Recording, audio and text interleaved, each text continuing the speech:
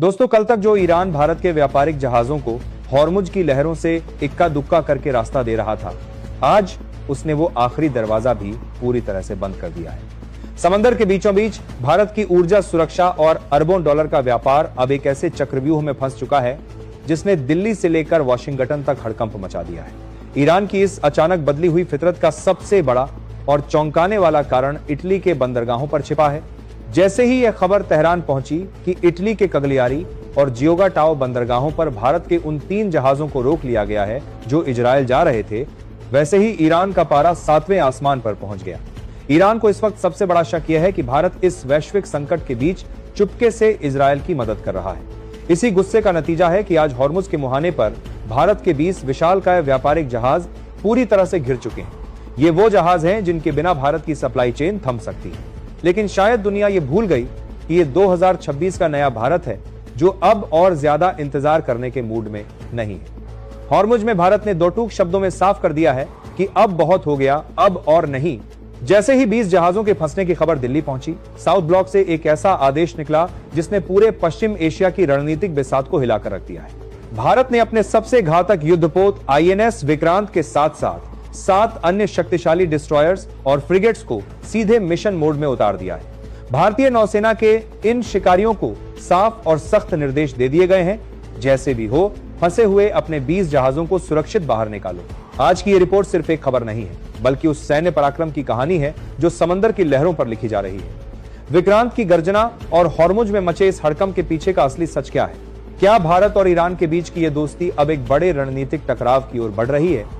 और सबसे बड़ा सवाल, उन 20 जहाजों को निकालने के लिए भारतीय नौसेना ने प्लान विक्रांत के तहत क्या रणनीति अपनाई है? दिल थाम कर बैठिए, क्योंकि आज आप एक ऐसी सैन्य बिसात को देखने वाले हैं जिसे जानने के बाद हर हिंदुस्तानी का सीना गर्व से चौड़ा हो जाएगा। दुनिया के नक्शे पर इस वक्त जो सबसे बड़ी खबर तेजी से फैल रही है, उसने अंतर्राष्ट्रीय कूटनीति के सारे समीकरण बदल दिए हैं। कल इटली के बंदरगाहों पर भारतीय व्यापारिक जहाजों की जो सघन जांच हुई, उसके बाद जो तथ्य छनकर सामने आए हैं, उन्होंने तेहरान के गलियारों में भूकंप ला दिया है। खबर यह है कि इटली में रोके गए उन शिपमेंट्स में कुछ ऐसे रणनीतिक पुर्जे और हाईग्रेड कच्चा माल मिला है जिसका सीधा कनेक्शन इजरायल की डिफेंस मैन्युफैक्चरिंग से जुड़ा बताया जा रहा है। जैसे ही यह खबर अंतर्राष्ट्रीय मीडिया में ब्रेकिंग न्यूज बनकर चमकी, ईरान की नाराजगी एक ज्वालामुखी की तरह फट पड़ी। ईरान को अब यह यकीन हो चला है कि भारत एक तरफ तो उसके साथ चाबहार और दोस्ती की कस्में खा रहा है, लेकिन दूसरी तरफ इस युद्ध के बीच इजरायल की रीढ़ की हड्डी मजबूत करने में जुटा है। नतीजा यह हुआ कि ईरान ने रातों रात हॉर्मुज के मुहाने पर भारतीय तिरंगे वाले जहाजों के निकलने पर पूर्ण प्रतिबंध का ऐलान कर दिया। ये सिर्फ एक रुकावट नहीं है, बल्कि भारत के खिलाफ ईरान का सबसे बड़ा रणनीतिक दांव है। इस वक्त हॉर्मुज की लहरों में भारत के 20 विशालकाय जहाज पत्थर की तरह जम चुके हैं। ईरान की रिवॉल्यूशनरी गार्ड्स ने इन जहाजों को अपनी रडार की जद में ले लिया है और साफ कर दिया है कि जब तक दिल्ली अपनी स्थिति स्पष्ट नहीं करती, एक भी भारतीय जहाज यहां से आगे नहीं बढ़ेगा। पूरी दुनिया के मीडिया में इस वक्त भारत की विदेश नीति पर सवाल उठाए जा रहे हैं। पाकिस्तान और चीन जैसे मुल्क इस मौके का फायदा उठाकर ये प्रोपेगेंडा फैलाने में जुटे हैं कि ईरान इजरायल संकट में एक पक्ष चुन चुका है। लेकिन दिल्ली के गलियारों में सन्नाटा नहीं, बल्कि एक गहरी रणनीतिक खामोशी छाई हुई है। ये वो खामोशी है जो किसी बड़े तूफान से पहले आती है। भारत ने स्पष्ट कर दिया है कि वह अपने व्यापारिक हितों को किसी भी कीमत पर बंधक नहीं बनने देगा। जैसे ही ईरान ने हॉर्मुज में नो एंट्री का बोर्ड लगाया, वैसे ही भारतीय नौसेना के हेडक्वार्टर से एक ऐसा कोडवर्ड जारी हुआ जिसने अरब सागर की लहरों में खलबली मचा दी। बिना किसी कूटनीतिक देरी के INS विक्रांत अपनी पूरी सैन्य ताकत के साथ फुल अलर्ट पर आ चुका है। विक्रांत के साथ भारत के 7 सबसे आधुनिक और विध्वंसक युद्धपोतों को एक ही मिशन पर रवाना किया गया है, ऑपरेशन फ्रीडम ऑफ नेविगेशन। इन युद्धपोतों के कमांडरों को यह साफ आदेश दिया गया है कि हॉर्मुज में फंसे हमारे 20 जहाजों को हर हाल में सुरक्षित गलियारा दिलाना है। अब यह सिर्फ दोस्ती का मामला नहीं रह गया है, अब यह भारत की समुद्री संप्रभुता और विक्रांत के स्वाभिमान की आन बन चुकी है। जब समंदर की लहरों पर INS विक्रांत अपना विशालकाय शरीर लेकर उतरता है, तो दुनिया की बड़ी से बड़ी नौसेनाएं अपनी रणनीति बदलने पर मजबूर हो जाती हैं। लेकिन इस बार मामला सिर्फ शक्ति प्रदर्शन का नहीं है। इस बार मामला भारत के उन 20 जहाजों की सुरक्षा का है जो हॉर्मुज के संकरे रास्ते में ईरान की रिवॉल्यूशनरी गार्ड्स के घेरे में है।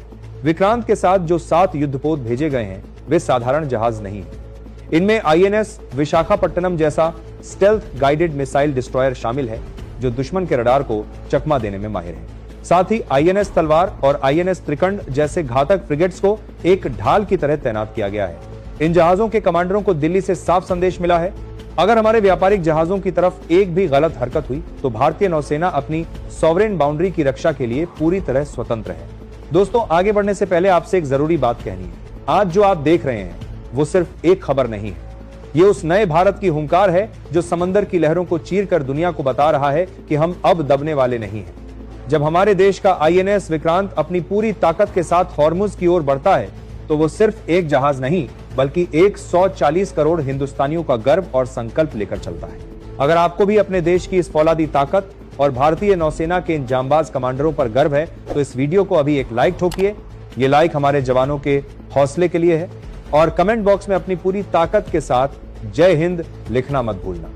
आपका एक एक कमेंट ये बताता है कि इस संकट की घड़ी में पूरा हिंदुस्तान अपनी सेना और अपने जहाजों के साथ खड़ा है। और हाँ, अगर आप चाहते हैं कि ऐसी ही देशभक्ति और सच्ची रणनीतिक खबरें सबसे पहले आप तक पहुंचे तो अभी हमारे चैनल को सब्सक्राइब करके उस बेल आइकन को दबा दीजिए, क्योंकि जब तक हम और आप जागरूक हैं भारत की संप्रभुता को कोई आंख उठाकर नहीं देख सकता। लेकिन इस पूरी स्क्रिप्ट में असली विलेन कोई और ही है जो पर्दे के पीछे से आग में घी डालने का काम कर रहा है। भारतीय खुफिया एजेंसियों को यह पुख्ता इनपुट मिले हैं कि इटली के बंदरगाहों पर जो जानकारी लीक हुई उसके पीछे पाकिस्तान की आईएसआई का हाथ हो सकता है। पाकिस्तान इस वक्त एक डबल गेम खेल रहा है। एक तरफ वह ईरान को यह भड़का रहा है कि भारत इजरायल का साथ दे रहा है और दूसरी तरफ वह चीन के साथ मिलकर ग्वादर पोर्ट को हॉर्मुज के विकल्प के रूप में पेश करने की कोशिश कर रहा है। जैसे ही विक्रांत के रडार ने हॉर्मुज के पास संदिग्ध गतिविधियों को पकड़ा, वैसे ही कॉम्बैट एयर पेट्रोल के लिए MiG-29K ने उड़ान भर ली। ये फाइटर जेट्स सिर्फ निगरानी नहीं कर रहे बल्कि ये दुनिया को ये बता रहे हैं कि भारत के पास लॉन्ग रेंज स्ट्राइक की क्षमता है। हॉर्मुज में फंसे हमारे 20 जहाजों के कप्तानों को सैटेलाइट फोन के जरिए एक ही संदेश दिया गया, हिम्मत मत हारना, विक्रांत आपके पीछे खड़ा है।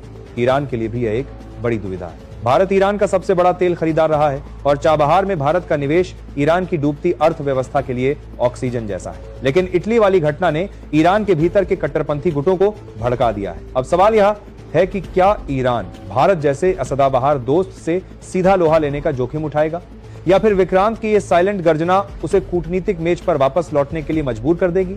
इसी बीच भारत के वेस्टर्न नेवल कमांड ने अरब सागर के एक बड़े हिस्से को हाई अलर्ट जोन घोषित कर दिया है। यानी अब बिना इजाजत के किसी भी संदिग्ध नौका का भारतीय जहाजों के करीब आना भारी पड़ सकता है। यह भारत की वह रेड लाइन है जिसे पार करने की हिमाकत शायद ही कोई करना चाहेगा। दोस्तों, हॉर्मुज की लहरों पर जो 20 जहाज फंसे हैं उनके पीछे की असली कहानी सिर्फ एक शिपमेंट की नहीं है बल्कि उस मास्टर स्ट्रेटेजी की है जिसे भारत पिछले एक दशक से बुन रहा था। चाबहार पोर्ट, जिसे भारत का गोल्डन गेट कहा जाता है, आज एक ऐसी कूटनीतिक सौदेबाजी की मेज पर रखा है जहां एक गलत कदम भारत के अरबों डॉलर के निवेश को मिट्टी में मिला सकता है।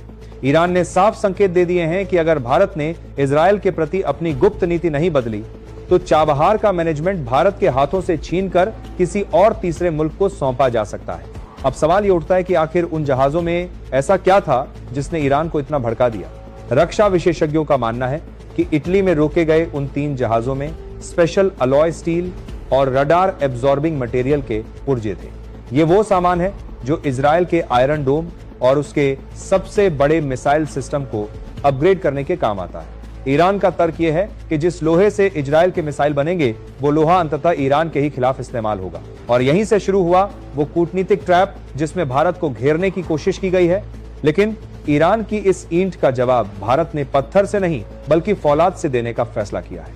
हॉर्मुज में फंसे 20 जहाजों को निकालने के लिए आईएनएस विक्रांत ने जो फॉर्मेशन बनाई है उसे नौसेना की भाषा में फोर्स प्रोटेक्शन कहा जाता है। विक्रांत के साथ मौजूद 7 युद्धपोतों ने एक ऐसा सीक्रेट कॉरिडोर तैयार करना शुरू कर दिया है जहां भारतीय नौसेना की इजाजत के बिना परिंदा भी पर नहीं मार सकता। दिल्ली से मिले ताजा इनपुट्स के मुताबिक भारत ने तेहरान को एक अंतिम संदेश भेजा है। इस संदेश में साफ कहा गया है कि व्यापारिक जहाजों को रोकना अंतर्राष्ट्रीय समुद्री कानून का उल्लंघन है। अगर इन 20 जहाजों को सेफ पैसेज नहीं मिला तो भारत अपनी मैरीटाइम पावर का इस्तेमाल करके इन्हें वहां से सुरक्षित बाहर लाने के लिए हर संभव कदम उठाएगा। इसी बीच भारत के लिए खतरा सिर्फ ईरान से नहीं है।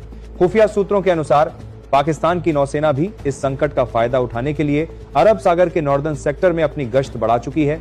पाकिस्तान को लग रहा है कि भारत इस वक्त ईरान इजराइल के बीच फंस चुका है और यही मौका है भारत की घेराबंदी करने का।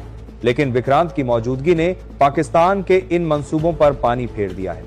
विक्रांत के रडार ने न केवल हॉर्मुज बल्कि कराची पोर्ट तक की हलचल को अपनी जद में ले लिया है। अब ये लड़ाई सिर्फ 20 जहाजों की नहीं रह गई है, ये लड़ाई है इस बात की कि हिंद महासागर का असली राजा कौन है। भारत ने अपनी रेड लाइंस खींच दी हैं, अब गेंद ईरान के पाले में है। क्या वो दोस्ती को चुनेगा या विक्रांत के साथ एक सीधे टकराव को? जब हॉर्मुज की लहरों पर भारत के 20 जहाज घिरे हों और आईएनएस विक्रांत ने अपनी गन बैटरी तैनात कर दी हो, तो दुनिया की सबसे बड़ी महाशक्ति अमेरिका शांत कैसे रह सकती है? वॉशिंगटन के सिचुएशन रूम में इस वक्त जो सैटेलाइट तस्वीरें देखी जा रही हैं, उन्होंने पेंटागन के जनरलों की नींद उड़ा दी है। अमेरिका के लिए यह सिर्फ भारत और ईरान का आपसी मामला नहीं है, बल्कि ये उस ग्लोबल सप्लाई चेन पर हमला है जिसे सुरक्षित रखना अमेरिका की पहली प्राथमिकता है। खुफिया सूत्रों की माने तो व्हाइट हाउस ने तेहरान को एक अति गोपनीय संदेश भेजा है। अमेरिका ने साफ कर दिया है कि अगर भारत के इन 20 व्यापारिक जहाजों को कोई भी नुकसान पहुंचता है तो इसे इंटरनेशनल नेविगेशन पर निशाना माना जाएगा। लेकिन यहाँ एक बहुत बड़ा कैच है। अमेरिका का असली मकसद सिर्फ व्यापार बचाना नहीं है, बल्कि उस सीक्रेट सामान्य की सुरक्षा सुनिश्चित करना है जो इटली के बंदरगाहों पर पकड़ा गया था।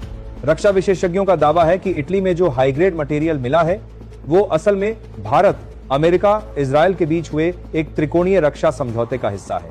ये वो टेक्नोलॉजी है जो इजराइल के एरोतीन मिसाइल डिफेंस सिस्टम को अजेय बनाती है। ईरान को इसी बात का डर है कि अगर ये सामान इजराइल पहुंच गया तो ईरान की मिसाइलें बेकार हो जाएंगी। इसीलिए ईरान ने भारत को चाबहार के नाम पर ब्लैकमेल करना शुरू किया है। लेकिन भारत ने यहाँ एक बहुत ही चतुर और साहसी मास्टर स्ट्रोक खेला है। भारत ने अमेरिका की मदद लेने के बजाय उसे पार्टनर के तौर पर खड़ा कर दिया है। विक्रांत के साथ मौजूद 7 भारतीय युद्धपोतों को अब अरब सागर में यूएस का नेवी के 5वें बेड़े का लॉजिस्टिक सपोर्ट मिल रहा है।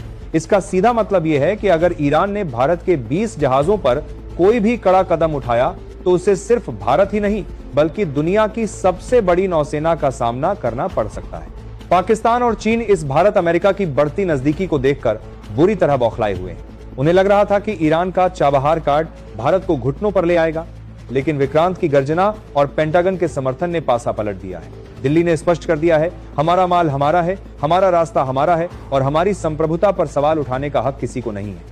अब ये लड़ाई सिर्फ हॉर्मुज की लहरों तक सीमित नहीं रही, ये न्यू वर्ल्ड ऑर्डर की जंग बन चुकी है।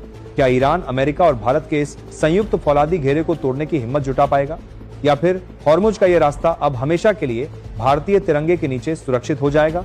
हॉर्मुज की लहरों से उठा यह तूफान और इटली के बंदरगाहों पर अटकी वो 3 जहाजों की कहानी दरअसल एक नए और शक्तिशाली भारत के उदय की गवाही है।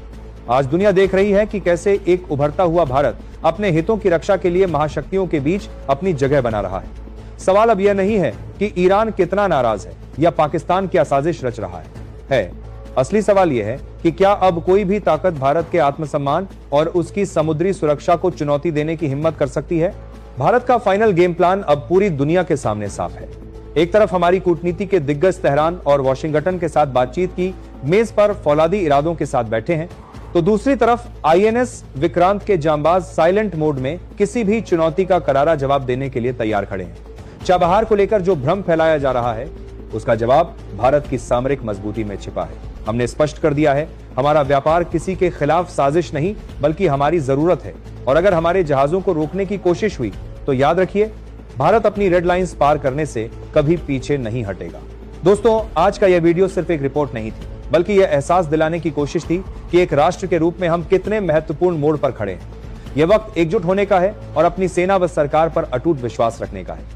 लेकिन जाने से पहले मेरा आपसे एक बहुत ही महत्वपूर्ण सवाल है, क्या आपको लगता है कि भारत को अपने चाबहार पोर्ट को बचाने के लिए ईरान की शर्तों के आगे झुकना चाहिए, या फिर विक्रांत की ताकत के दम पर अपना हक छीन लेना चाहिए?